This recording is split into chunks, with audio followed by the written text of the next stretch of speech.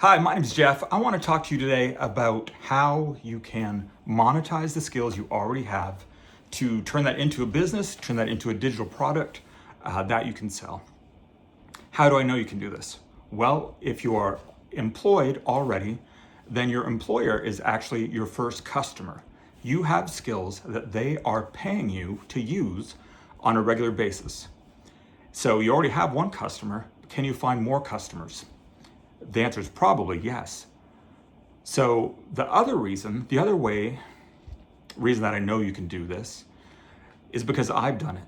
I had what I thought were a very narrow set of skills that I had to figure out how to monetize, how to use outside of the roles that I had. So I was for a number of years, worked in nonprofits, worked at churches as a youth pastor. Had a great time. We loved it. We had a number of good years, a number of years that were harder. But at different times, I would find myself either unemployed, looking for work as I was transitioning, or just needing more money.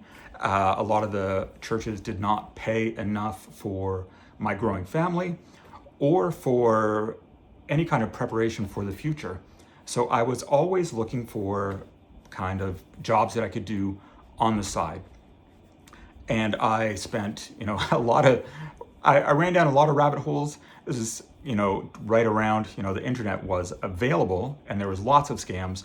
There were just so many ways, like now, where you can find yourself trying to get rich quick and waste a lot of money and time, which you don't have. So I knew I wanted to be in business at some point. I realized that I felt for a lot of years as though I was not a good employee. I wasn't a good employee because I was always trying to recreate or reinvent the vision. I was trying to create new systems, new ways of doing things. Nobody stopped and said, "Hey, Jeff, you know what? You are actually designed to be an entrepreneur. You're designed to be running things, to be starting things." So I had always, for like 20 years, been trying to fit myself into the wrong role. And here's where things kind of came to a head. I was 40, had my 40th birthday. I was unemployed again for like the third time in I don't know how many years, maybe 10 years. I really had no prospects, so I did not celebrate my birthday. I had this idea before that would be this amazing event. Obviously, it wasn't because I was unemployed, discouraged. I don't know if I was depressed, but I was just, I really was not happy with where I was, and I didn't know how to fix it. This was in October. December, I went to New Zealand for a 2-week job interview. I recommend New Zealand. I do not recommend a 2-week job interview. I felt physically ill by the time I was done and realized that we were just not a good fit for that role. And I didn't want to live on the other side of the world at the time. So I began to do a couple things. I thought, you know what? There's a lot of money in this computer programming racket. I don't think it's going anywhere. So I started to teach myself computer programming. Quickly realized a couple things. One, I was not detail-oriented enough to be a computer programmer. And I also wasn't really cut out to be doing that for 8 hours a day.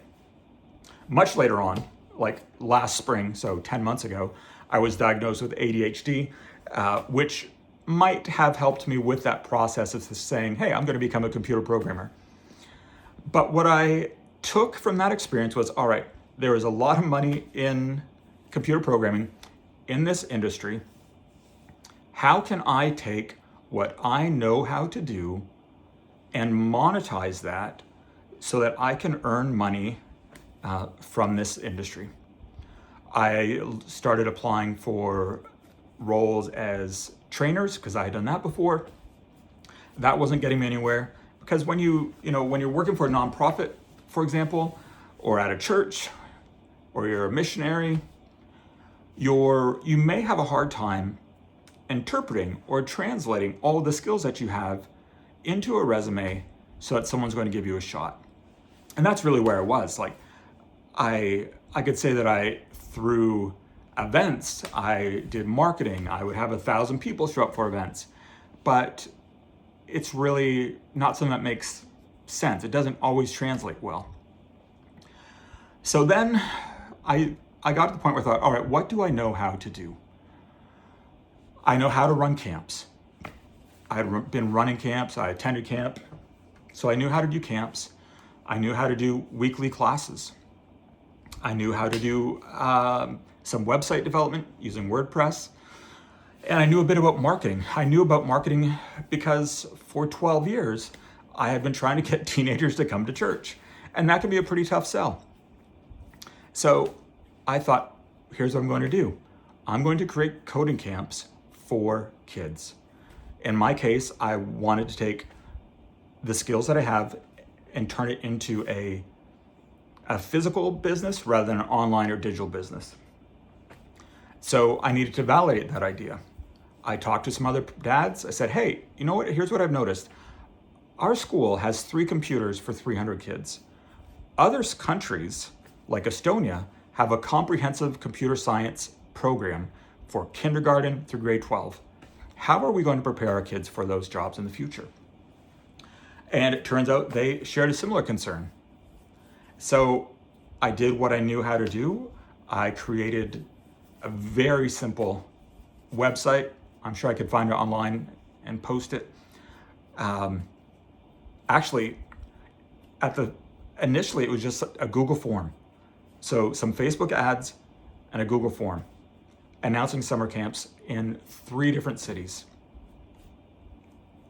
I should say I had no curriculum, no staff, no locations, no computers, not even a business, nothing, just an idea that I wanted to see if it worked. I ran ads and people started registering for the camp. They were giving deposits. At the time it was, I don't know if I've ever recaptured this high, but we had on our fridge a whiteboard, and every time my phone dinged with an alert that someone had registered on this Google form, me or the kids would run over and mark it on the board until they were all sold out. And they did. They sold out in about 2 weeks. So from there, I had to find locations, find staff, find curriculum, but it worked out. Now I've been doing that for 10 years. We are in 7 countries. We've been in more. We have over 30 franchisees, and it's become a real business using skills that I could not get hired for, but I could create my own opportunity for. And even now, I have taken those skills that I've learned and turned it into something else. So now I am also a head of a business department at a university. I get to teach business, which I love. And I am still, even now, doing things like this to use the skills that I've learned in coaching, business startup, marketing, web development, to create a digital product, to create a group that I can use to help people also monetize the skills that they have to get either the extra income that they need, start a new business, and that's what I am trying to do through this, to really help people have financial freedom, financial stability, and monetize the skills that they already have. I'll do more videos talking about my first attempts, because they were not always successful, and I didn't have everything laid out yet. But for step 1, is just realizing that you have skills that can be monetized. There might be a link somewhere around this page that you can click on to join our group, subscribe to my newsletter, book a one-on-one call with me. I have a variety of levels of ways that I can help people.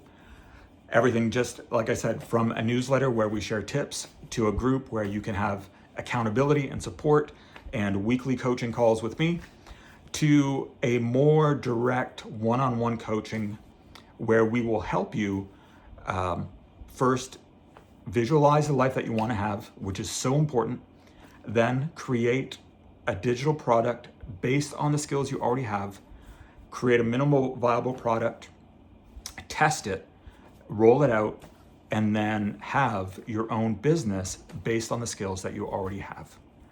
So that is how I did it. That's how I know that you can do it. And I look forward to helping you achieve that.